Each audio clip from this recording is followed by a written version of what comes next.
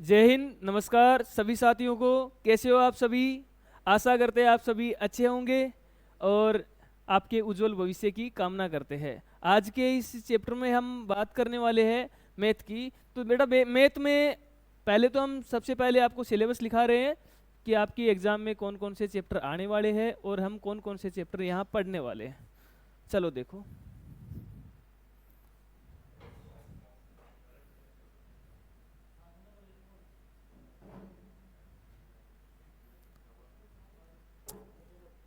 आपका पहला चैप्टर रहने वाला है। चलो देखो, पहला चैप्टर कौन सा है? एन यू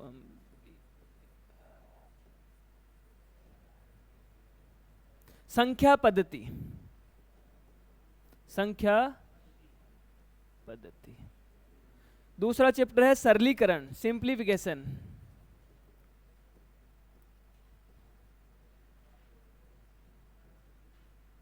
सिंप्लीफिकेशन, सरलीकरण।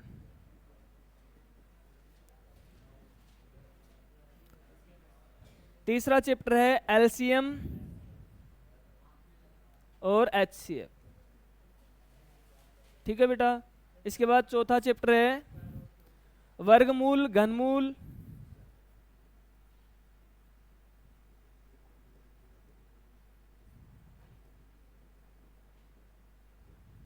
Square root, cube root. वर्गमूल, घनमूल। इसके बाद पांचवा चैप्टर है बीज गणित।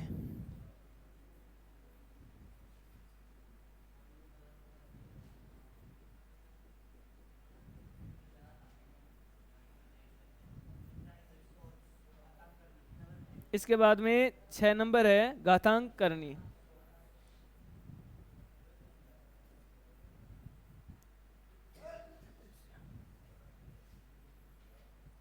घातांक करनी। इसके बाद 7 नंबर चैप्टर है आपका एवरेज, औसत।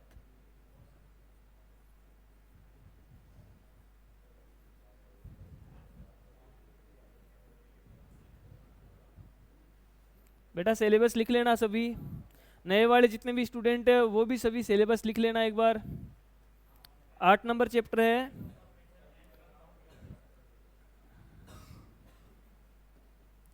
Ratio and proportion.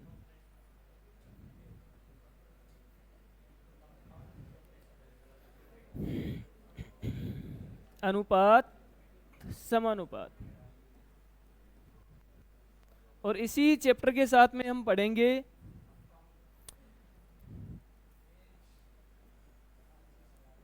Compound proportion.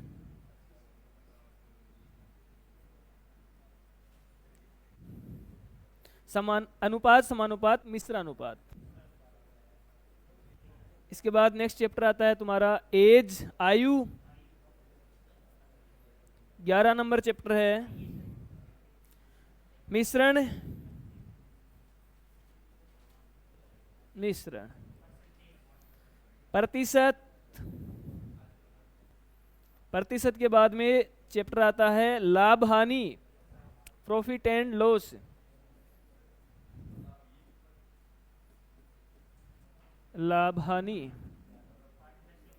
देखो बेटा, ये लाभ हानि है, इसी का ही पार्ट है पार्टनरशिप, साझेदारी। और एक है डिस्काउंट, छूट, बट्टा। पार्टनरशिप, साझेदारी। 15 नंबर चैप्टर है छूट, डिस्काउंट, छूट या बट्टा। 16 नंबर चैप्टर है आपका साधारण ब्याज।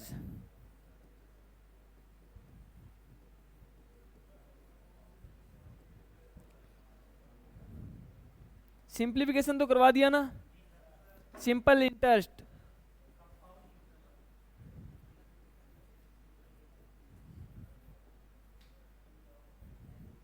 साधारण ब्याज, साधारण ब्याज। इसके बाद 17 नंबर चैप्टर है कंपाउंड इंटरेस्ट, चक्रवर्ती ब्याज।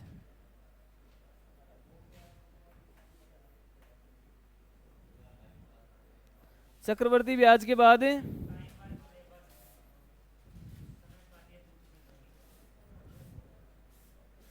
टाइम, वर्क, लेबर, समय, कार्य, मजदूरी। समय, कार्य, मजदूरी। 19 नंबर चैप्टर है तुम्हारा पाइप और पाइप टंकी, सिस्टर्न, पाइप टंकी,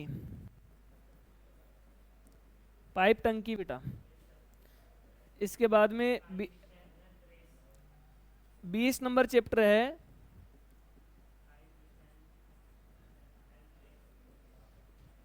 and race, time, distance and race.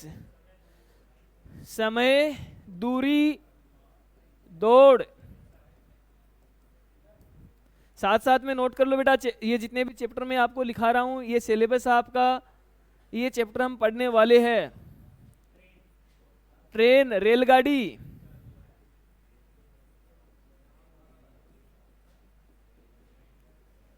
Next chapter कौन सा है? रेलगाड़ी। 22 नंबर चैप्टर है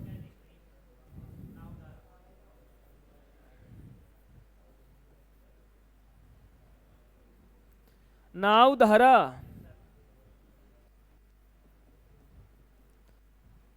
और 23 नंबर चैप्टर है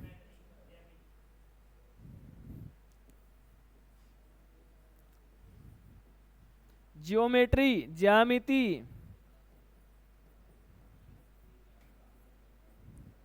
24 नंबर चैप्टर है मेंचुरेशन, क्षेत्रमिति।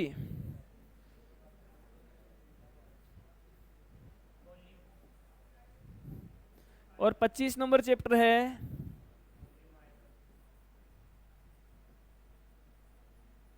आयतन, वॉल्यूम।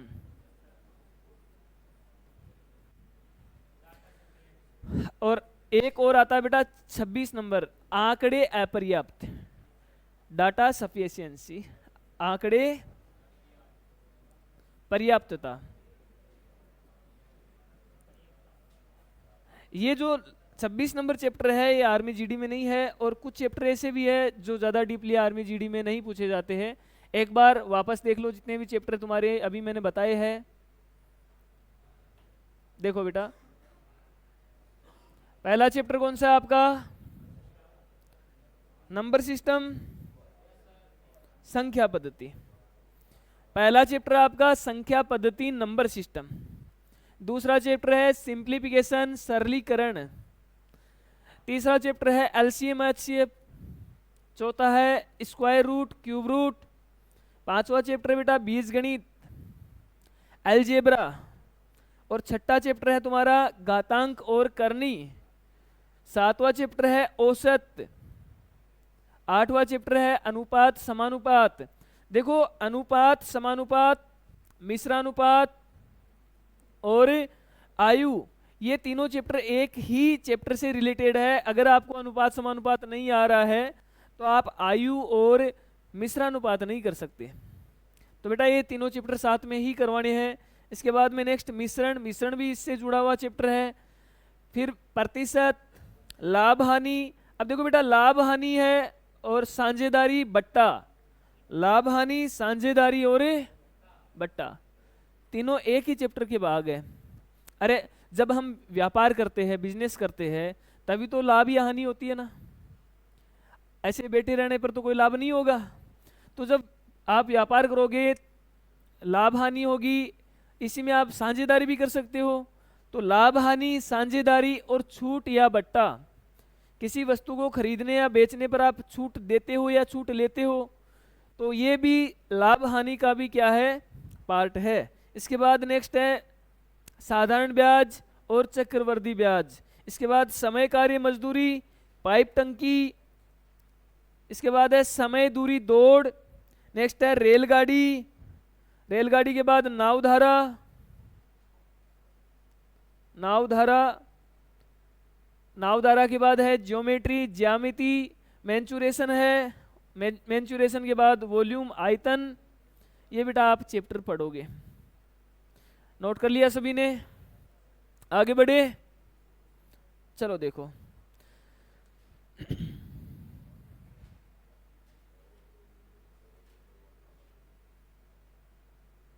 चलो देखो बेटा,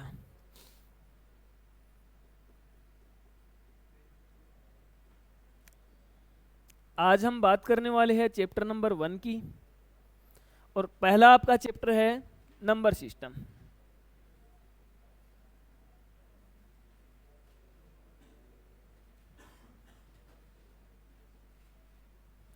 संख्या पद्धति।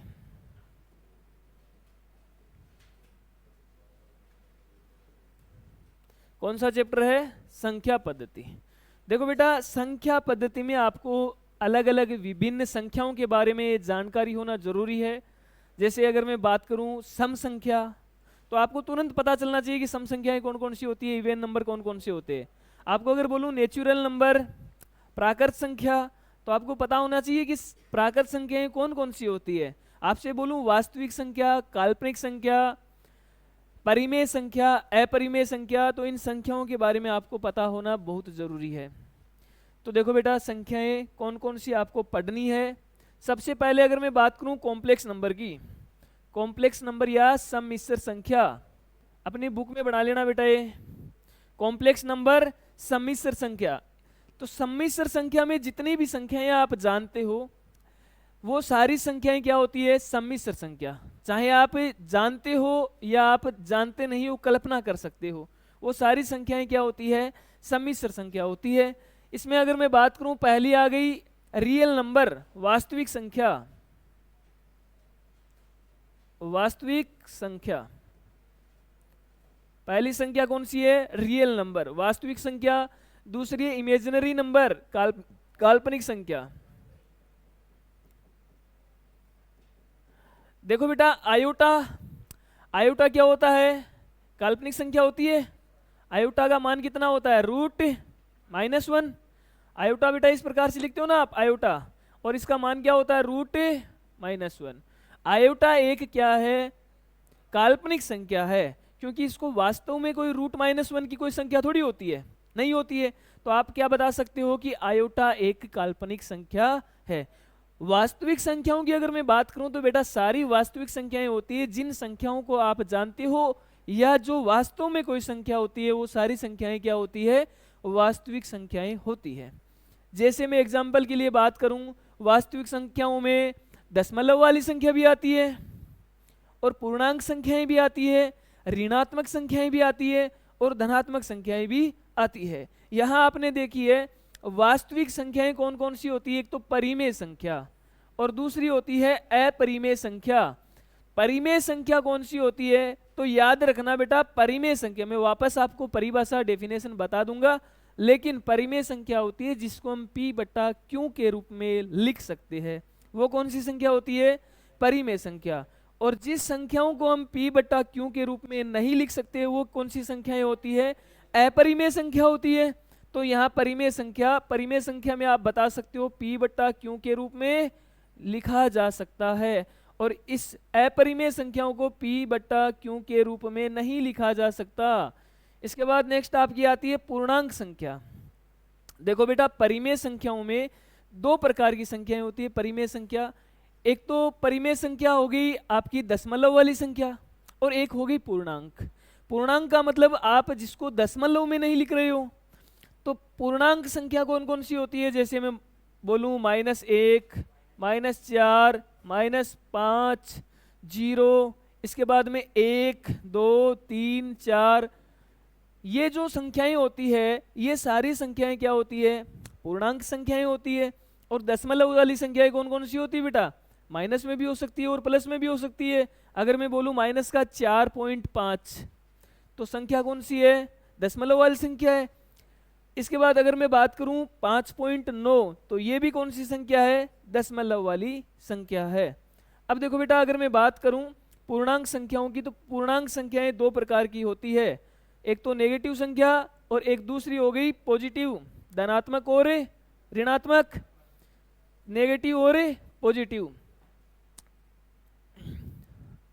यहां पर ये हो गई ऋणात्मक संख्या,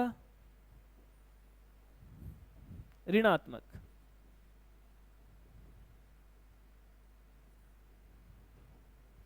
और ये कौन सी संख्या हो गई? धनात्मक।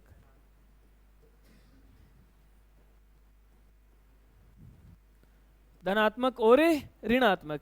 इसके बाद नेक्स्ट आती है बेटा ये जो पूर्णांक संख्या है, पूर्णांक में से अगर मैं ऋणात्मक संख्याएं हटा दूं या माइनस वाली संख्याएं हटा दूं तो क्या बच जाएगा? पूर्ण संख्याएं हमारे पास में बच जाएगी। और पूर्ण संख्याएं होती है 0, 1, 2, 3, इस प्रकार से। ये हो गई पूर्ण संख्या। और पूर्ण संख्या बेटा अगर मैं बात करूं पूर्ण संख्या की, तो पूर्ण संख्या में से 0 को हटा दूं तो क्या बच जाएगी? प्राकृत संख्या बच जाएगी, नेचुरल नंबर। नेचुरल नंबर, प्राकृत संख्या, प्राकृत संख्या।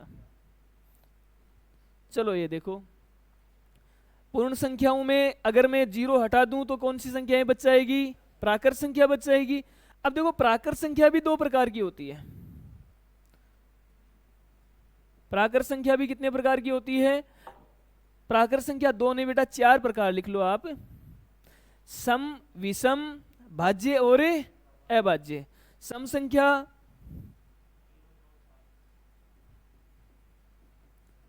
सम संख्या, और सम संख्या कौन कौन सी होती है? बोलो, सम संख्याएं कौन सी होती है बेटा? 0, 2, 4, 6, 8। ये संख्याएं क्या होती है? सम संख्याएं होती है। विषम की बात करूं तो विषम संख्याएं कौन कौन सी होती है? विषम, तो विषम संख्याएं होती है 1, 3, 5, 7, 9, इस प्रकार से। यह आपकी बेटा विषम संख्याएं हैं। इसके बाद में अभाज्य और भाज्य, भाज्य संख्या, प्राइम नंबर, भाज्य, भाज्य संख्या। और भाज्य संख्या कौन कौन सी होती है बताओ मेरे को? देखो भाज्य संख्या का बेटा एक नियम याद रख लो, जो संख्या स्वयं के अलावा दूसरी संख्या से भाज्य हो जाती है, विभाजित हो जाती है, डिवाइड हो जाती है, वो संख्याएं कौन कौन सी होती है? भाज्य। तो मेरे को बताओ सबसे छोटी भाज्य संख्या क्या होती है? सबसे छोटी भाज्य, 2 को नहीं लेंगे क्योंकि 2 से विभाजित हो रहा है, वो तो स्वयं हो गया। 2 के अलावा किससे हो रहा है? किसी से नहीं हो रहा, क्योंकि 1 से तो सभी संख्याएं विभाजित होती है। तो 2 बेटा भाज्य संख्या नहीं है, 2 को आप क्या नहीं मान सकते? भाज्य। तो सबसे छोटी भाज्य संख्या क्या होती है? 6, 8, 9, 10, 12। ये कौन सी संख्याएं हैं? भाज्य संख्या। इसके बाद में नेक्स्ट कौन सी संख्या आती है? अभाज्य संख्या।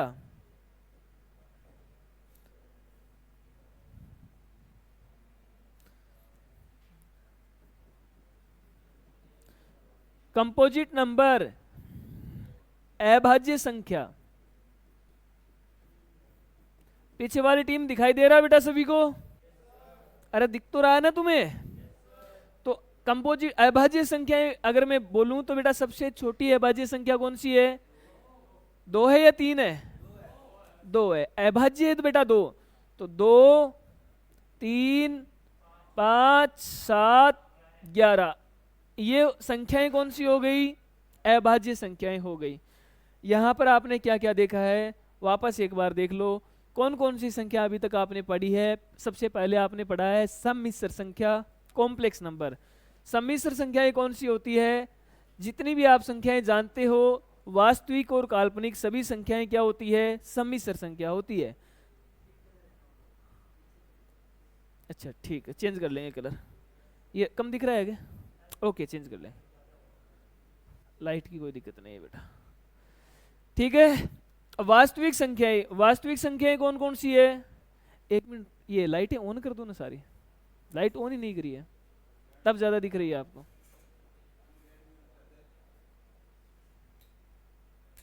पूरी ऑन कर दे बेटा, नीचे वाली भी ऑन कर दी। अब ठीक है, अब तो दिख रहा है पिंक कलर। पिंक वाला नहीं दिख रहा है क्या? इसमें तो पिंक वाला ज्यादा बढ़िया दिख रहा है यार। हाँ, कहां तक आ गए थे? वास्तविक संख्याएं। वास्तविक संख्याएं कितने प्रकार की बताई? परिमेय और अपरिमेय संख्या। परिमेय अपरिमेय के बाद में बेटा परिमेय संख्याओं में आपने क्या देखा है? पूर्णांक संख्या। और पूर्णांक संख्याएं कौन कौन सी होती है? ऋणात्मक और धनात्मक पूर्णांक सारे 5, 4, 3, 2, 1 जितनी भी आपकी संख्याएं हैं पूर्णांक संख्याएं। और पूर्णांक संख्याएं हैं दो प्रकार की, धनात्मक और ऋणात्मक, नेगेटिव और पॉजिटिव। इसके बाद आती है बेटा पूर्ण संख्या। और पूर्ण में कौन कौन सी आती है? पूर्ण में अगर 0 को मैं हटा दूं तो प्राकृत संख्या हो जाएगी। और प्राकृत संख्याएं 4 प्रकार की है, चारों आपको याद रखना है। पहली सम, दूसरी विषम, तीसरी भाज्य और चौथी अभाज्य संख्या। सम, विषम, भाज्य और अभाज्य संख्या। ये अभी तक हमने बात कर ली है सारी संख्याओं की। इसमें यहाँ तक किसी को दिक्कत? अरे है क्या किसी को दिक्कत? चलो नोट करो सभी।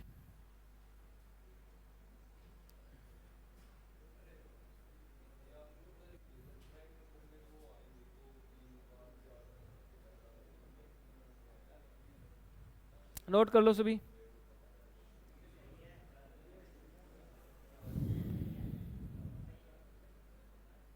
नोट करो बेटा, जल्दी करो।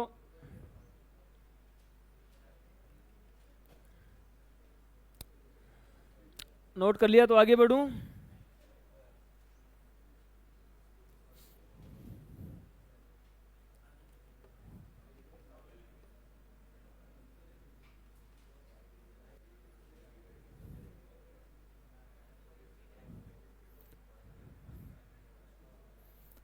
ओके, आवाज नहीं करनी है अब।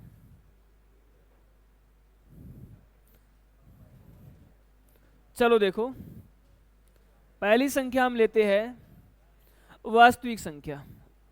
वास्तविक संख्या बेटा, वास्तविक संख्याएं कौन कौन सी होती है? जिन संख्याओं के बारे में आप जानते हो।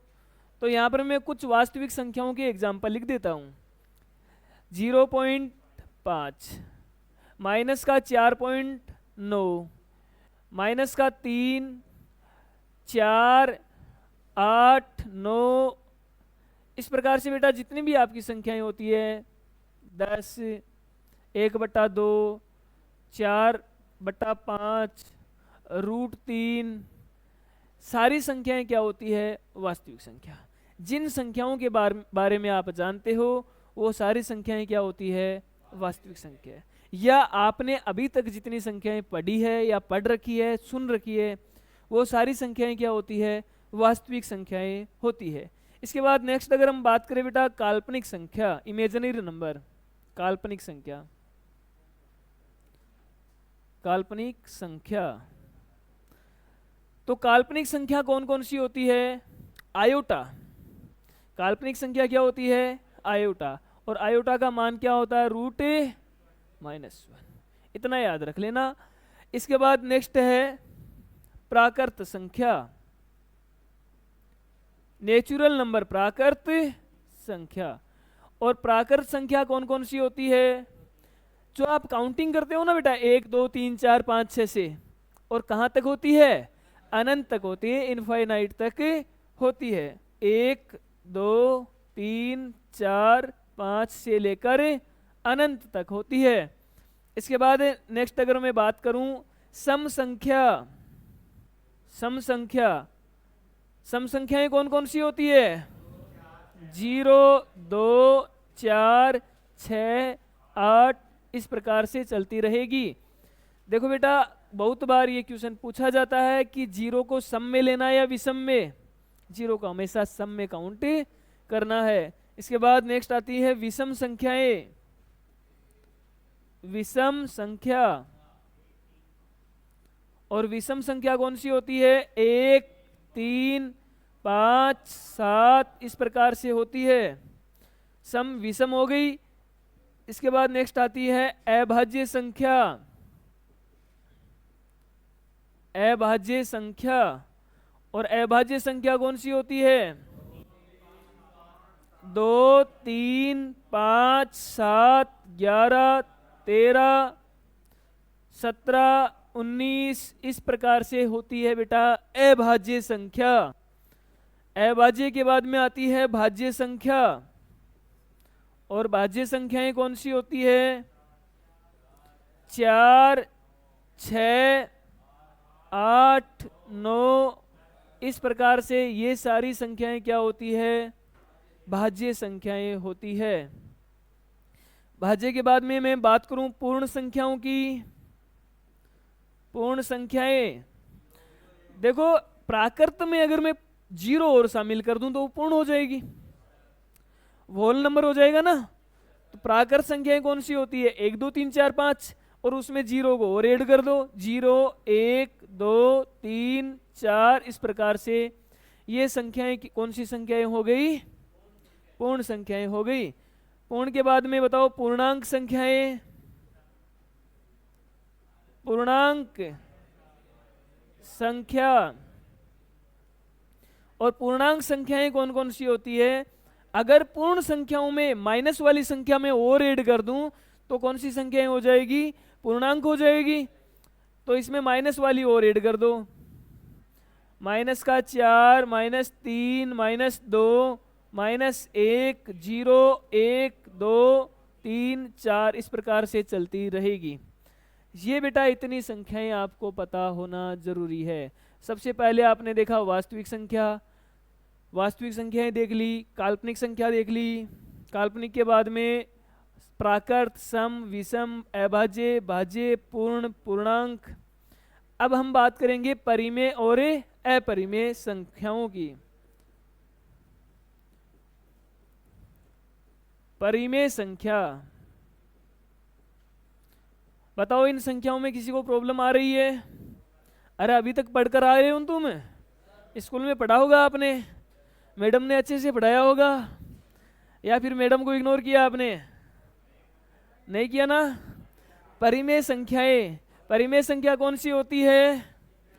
जिन संख्याओं को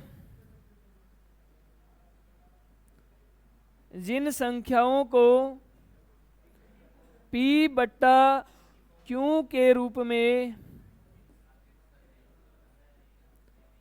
लिखा जा सके।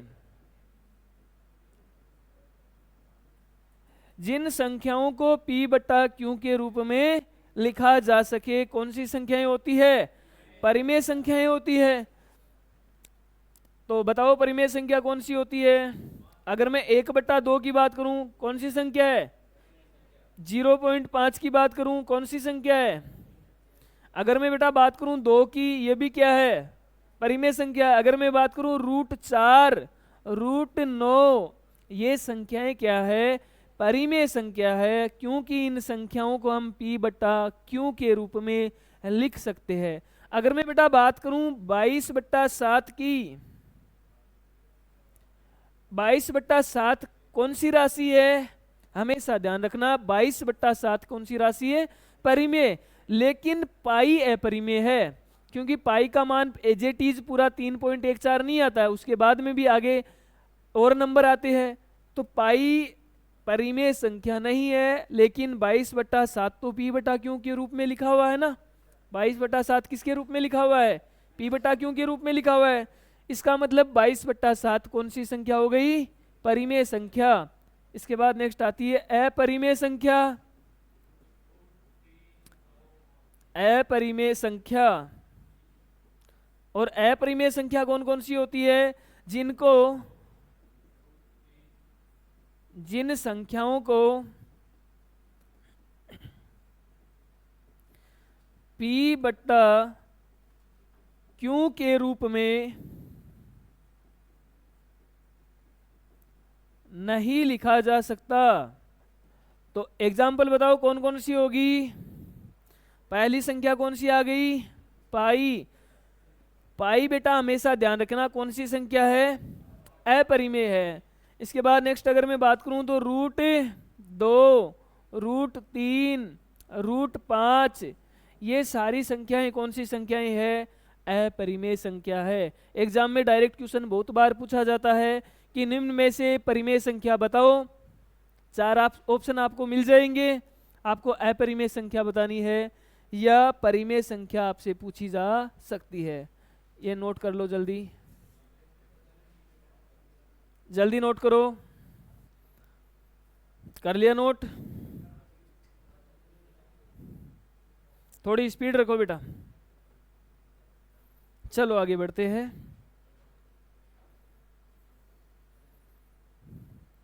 अब देखो बेटा, जो आपकी प्राकृत संख्याएं होती है उनमें अगर हम बात करें योगफल के नियम, जितनी भी प्राकृत संख्याएं हैं, सम संख्याएं हैं, विषम संख्याएं हैं, इनका योगफल कैसे निकालते हैं, उनके कुछ फॉर्मूले हैं, वो आपको याद करना है इस चैप्टर में। तो सबसे पहले मैं फॉर्मूला आपको लिखा रहा हूं। 1 से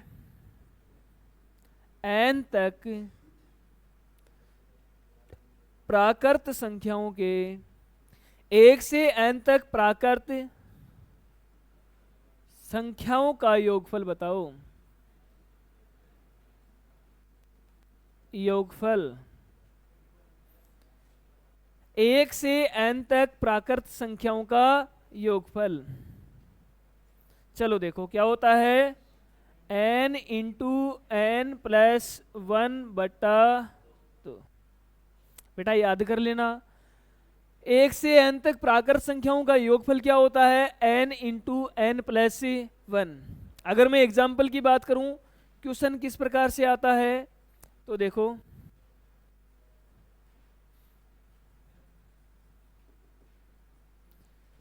लिखो, प्रथम 100 तक की प्राकृत संख्याओं का योगफल बताओ।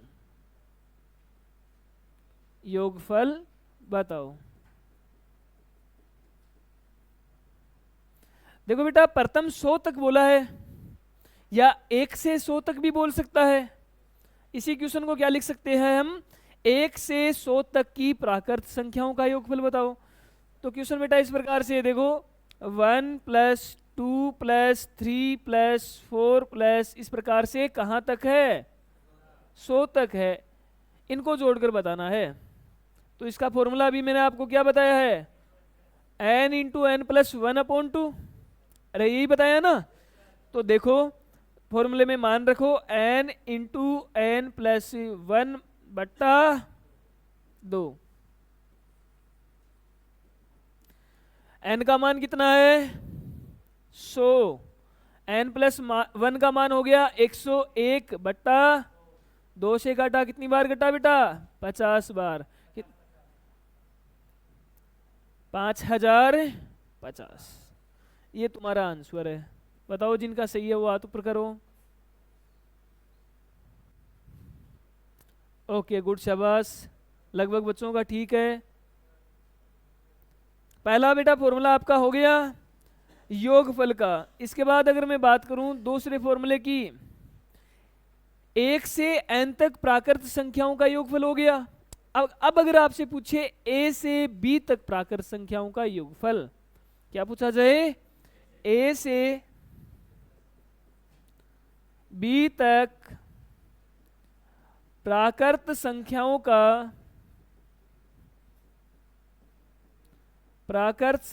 का योगफल। एक यहां पर पहला है वो a है, और यहां पर दूसरा जो संख्या है दूसरी वो क्या है, b। यहां बेटा 1 से n तक नहीं है, यहां पर है a से b तक।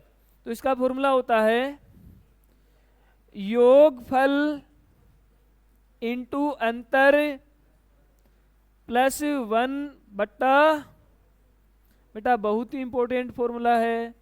अगर आपसे मैं बोलूं एग्जाम्पल की, अगर हम बात करें,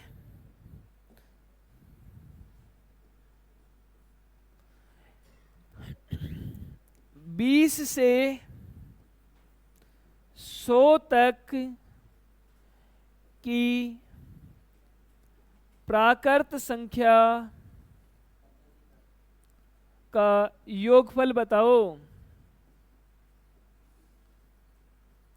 बेटा 20 से 100 तक की प्राकृत संख्याओं का क्या बताना है? योगफल बताना है। फॉर्मूला लगाओ, योग इंटू अंतर प्लस 1/2। ये फॉर्मूला लगाओ और लगाकर क्वेश्चन निकालो। करो सभी जल्दी, आंसर दो बेटा, जल्दी दो। जिनका हो गया हाथ ऊपर, चलो देखो यहां पर a का मान कितना है और b का मान कितना है, तो योग कितना हो जाएगा और अंतर कितना है बेटा 80। 80 में से एक प्लस कर दिया, 80 में कितना हो जाएगा, और बट्टा क्या करना है 120 काट दो, कितना आएगा, तो ये आ जाएगा 0 लगा दो, 6 लगा दो, 48, 4860। बताओ सही किस चीज का था? ये सभी का सही था। चलो नेक्स्ट आगे बढ़ते हैं।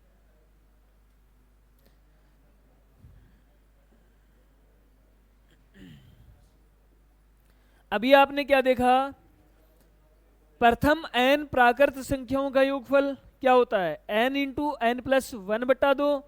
दूसरा आपने फॉर्मूला भी क्या देखा है, a से b तक की प्राकृत संख्याओं का योगफल, और वो क्या होता है, योग करना है और अंतर करना, उन दोनों का गुणनफल, और बट्टा में क्या है 2।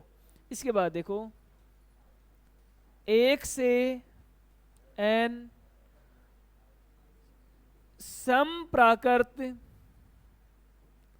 संख्याओं का योगफल, 1 से n सम प्राकृत संख्याओं का योगफल। तो सम प्राकृत संख्याओं का योगफल क्या होता है बेटा, सम संख्याएं कौन कौन सी होती है, 2 4 6 होती है। तो सम प्राकृत संख्याओं का आपको बताना है योगफल, और योगफल क्या होता है n into N plus n into N plus 1। इसके बाद नेक्स्ट आता है प्रथम n विषम प्राकृत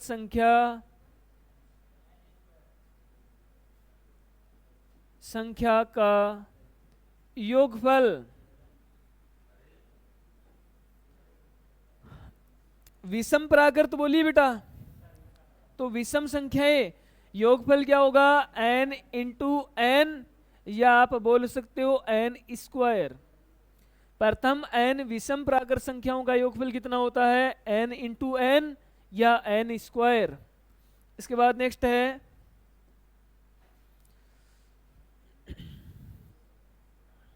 1 से n प्राकृत संख्याओं के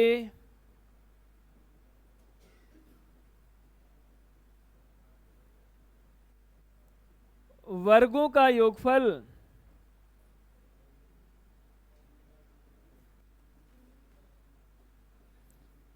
यहां देखो बेटा 1 का स्क्वायर प्लस 2 का स्क्वायर प्लस 3 का स्क्वायर प्लस n का स्क्वायर, इसकी वैल्यू बतानी है आपको।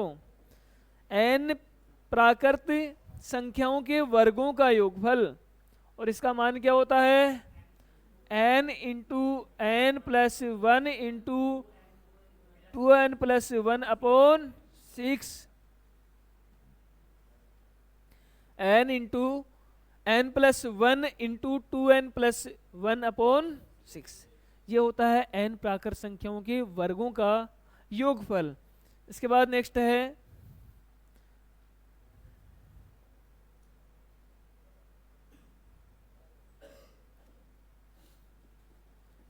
एक से n प्राकृत संख्याओं के घनों का योगफल।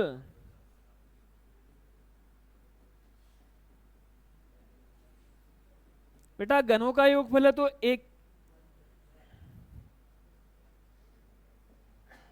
का क्यूब प्लस 2 का क्यूब प्लस 3 का क्यूब प्लस 4 का क्यूब और कहाँ तक है n का क्यूब। इसकी आपको वैल्यू बतानी है। तो इसका फॉर्मूला क्या होता है n इंटू बट्टा का होल स्क्वायर। बेटा याद रखना ये बहुत ही इंपॉर्टेंट है आपके लिए। इसके बाद नेक्स्ट है एक से लिखो x का के n गुणजों का योगफल। देखो बेटा गुणज क्या होता है। अगर मैं 4 के गुणज की बात करूं तो 4, 8, 12 ये सब क्या है गुणज है ना। तो इनका अगर योगफल निकालना होता है तो इसका मान होता है x n प्लस 1 और अपॉन 2 x n प्लस 1 बट्टा 2। ये जितने भी फॉर्मूले हैं वो आप नोट कर लो। इन्हीं से हम क्वेश्चन निकालने वाले हैं। नोट करो बेटा सभी। और बेटा जैसे ही चैप्टर कंप्लीट हो जाता है उसके बाद आपका लगेगा टेस्ट, तो साथ साथ में तैयार कर लेना। आपकी जब जून में जब एग्ज़ाम है तो जून से पहले लगभग 2 बार आपका सिलेबस करवा दिया जाएगा।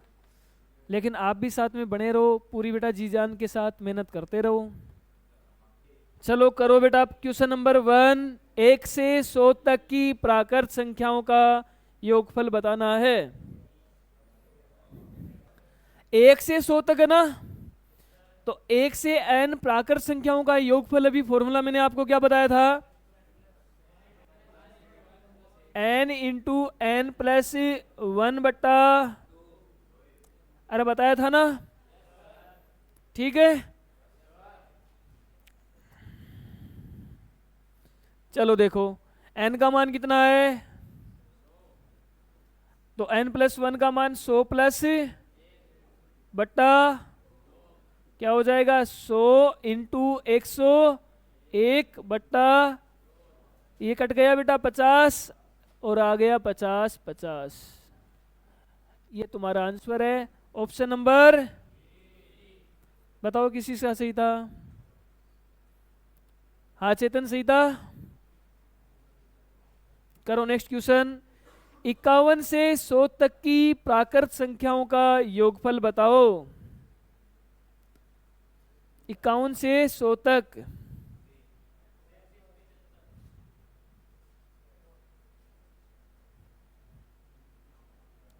चलो देखो यहां बेटा A से B तक प्राकृत संख्याओं का योग, और क्या होता है योग इंटू अंतर प्लस 1 बट्टा, तो योग कितना है बताओ। योगफल कितना है बेटा 100 प्लस 51, 100 प्लस 51 और अंतर कितना है 100 माइनस 51 प्लस बट्टा 2। तो 100 प्लस 51 100 इंटू, देखो बेटा यहाँ में 51 माइनस करना है और प्लस 1 करना है। तो 100 माइनस 51 49 और 1 बट्टा 2, 2 से काट दिया 25, 25 एकम हासिल 2, 25 5 125, 127 हासिल 12, 25 और 12 37। आंसर आ गया तुम्हारा 37 75। Option number C. ये बताओ किस किस का सही था। बेटा साफ दिखाई दे रहा है? दिखने में कोई दिक्कत तो नहीं हो रही? तो ये नोट कर लो। साथ साथ में क्वेश्चन भी आप नोट कर लेना। ये जितने भी क्वेश्चन अभी मैं करवा रहा हूँ, इनके अलावा आर्मी में कोई क्वेश्चन नहीं आने वाला है।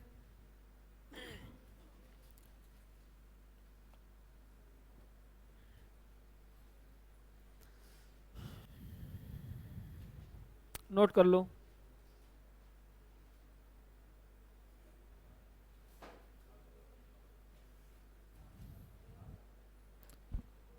चलो नेक्स्ट क्वेश्चन करो। प्रथम 70 सम संख्याओं का योगफल, n का मान दे रखा है 70। क्वेश्चन क्या है? प्रथम 70 सम संख्याओं का योगफल। जल्दी से जल्दी बताओ बेटा। चलो देखो, n बराबर कितना है यहां पर? यहां तक नहीं लगा हुआ है। अगर तक लगा हुआ होता तो n का मान कितना आ जाएगा, अलग आ जाएगा, वो भी हम बात करेंगे। चलो देखो, n का मान 70 है। सम संख्याओं का योगफल क्या होता है? योगफल n इंटू एन प्लस होता है ना। n का मान बताओ। और 70 प्लस 70 इंटू 71, तो ये आ गया 0, 7 एकम 7, 7 7 49, 4900। Option number. बात समझ में आ गई? बहुत ही आसान क्वेश्चन था। सही किस किस का सही था वो बता दो। इतने बच्चों का सही था। ओके नेक्स्ट क्वेश्चन करो। 4 नंबर क्वेश्चन करो जल्दी।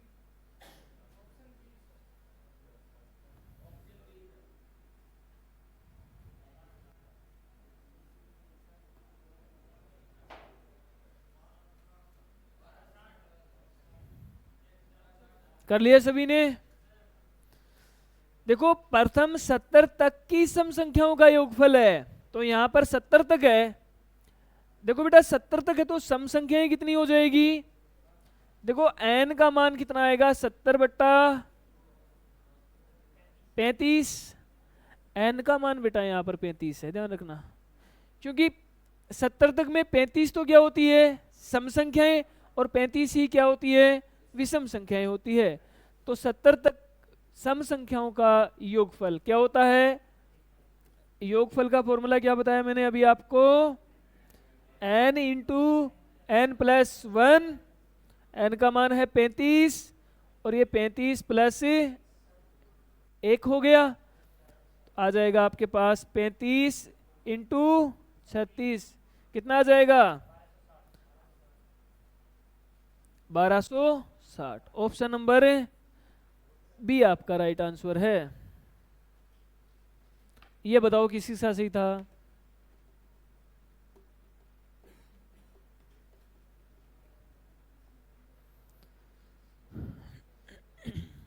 जल्दी नोट करो बेटा।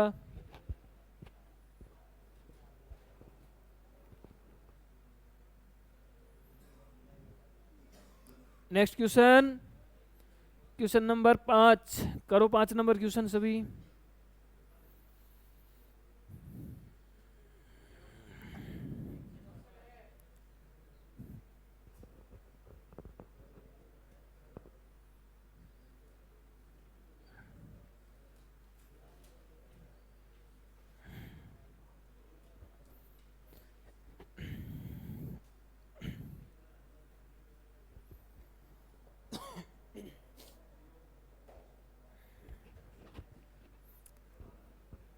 कर लिया सभी ने? ये दे रखा है 1 से 25 तक की सम संख्याओं का योगफल। 1 से 25 में सम संख्या 1 से 25 में सम संख्या कितनी होगी? 12 होगी। कितनी होगी बेटा? तो आप बोल सकते हो कि n बराबर कितना आ जाएगा?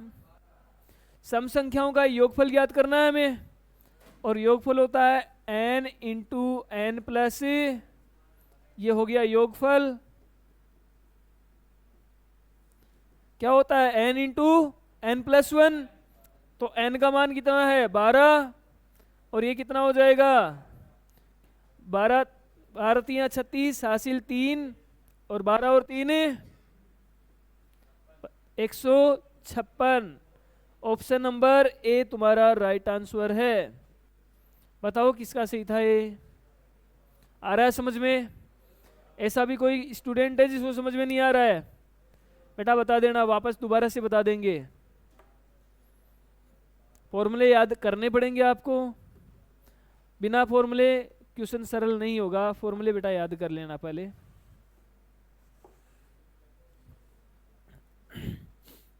चलो नेक्स्ट क्वेश्चन, 6 नंबर क्वेश्चन करो।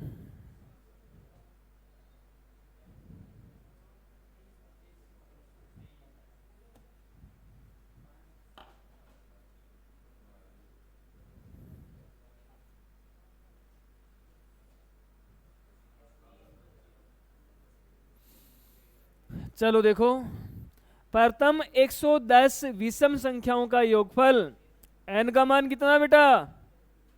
110। प्रथम 110 तक नहीं बोला है, इसने बोला है प्रथम 110 विषम संख्याओं का योगफल। अब देखो बेटा, विषम संख्याएं हैं और इनका योगफल करना है, और योगफल का मैंने आपको फॉर्मूला बताया था। योगफल का फॉर्मूला क्या है? n square. तो यहां 110 का कर दो स्क्वायर। 110 का स्क्वायर कितना होता है? 121 00। इसमें बेटा ऑप्शन गलत है।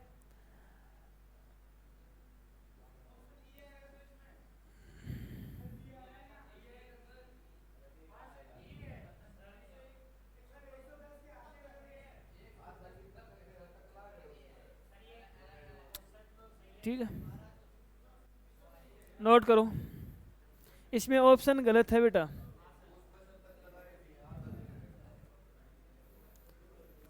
जल्दी नोट कर लो। अगर तक लगा हुआ होता तो हम क्या कर देते? n का मान आधा कर देते। 110 विषम संख्याएं है, प्रथम 110 विषम संख्याओं, तो n का मान कितना आ जाएगा? 110। और 110 का स्क्वायर कितना होता है? 1200, 12100, 12100। चलो नेक्स्ट क्वेश्चन करो।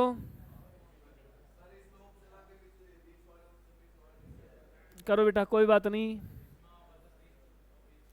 इसमें दे रखा है ये ऑप्शन, दे रखा है ना? ऑप्शन गलत है इसमें, कोई बात नहीं है।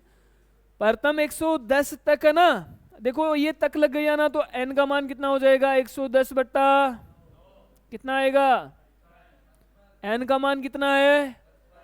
तो और फॉर्मूला क्या है योगफल का? बेटा योगफल का फॉर्मूला है n स्क्वायर। तो यहां से आंसर आ जाएगा 55 का स्क्वायर, और 55 का स्क्वायर होता है 55 25, 5 6 30 25। ये आपका आंसर है। चलो इसमें ऑप्शन नहीं दिया हुआ है, आंसर क्या आएगा तुम्हारा? 30 25। नोट कर लो, सही किसका था ये? जल्दी नोट करो।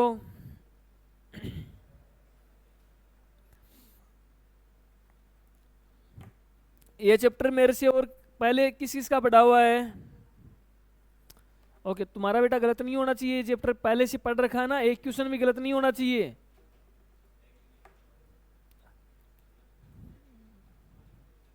नेक्स्ट करो।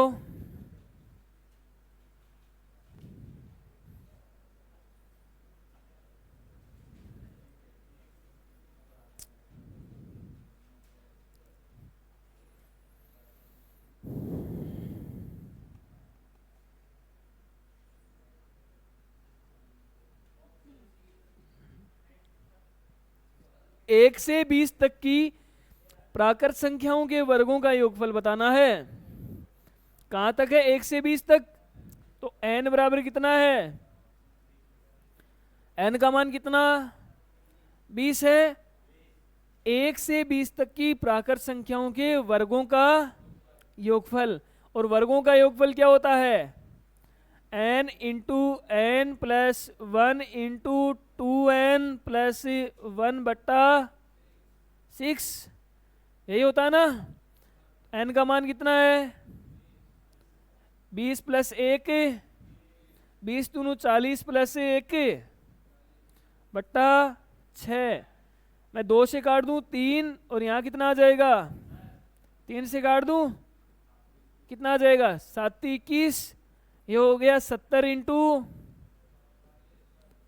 41, गुणा कर दो 0 7 700 के 28 70। Option number C. अब बताओ ये किसी का सही था? जल्दी नोट करो।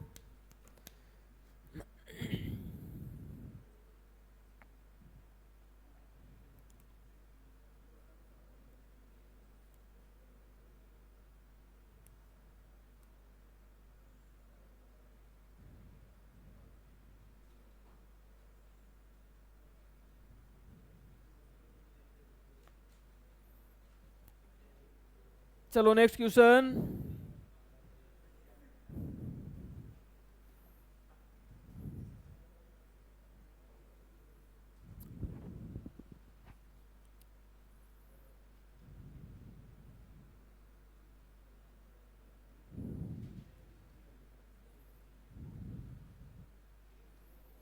एक से 20 तक की प्राकृत संख्याओं के घनों का योगफल। और n का मान कितना है यहाँ पर? घनों का योगफल क्या होता है? घनों का योगफल होता है n इंटू बट्टा का होल स्क्वायर। तो n का मान है 20 इंटू बट्टा का होल स्क्वायर।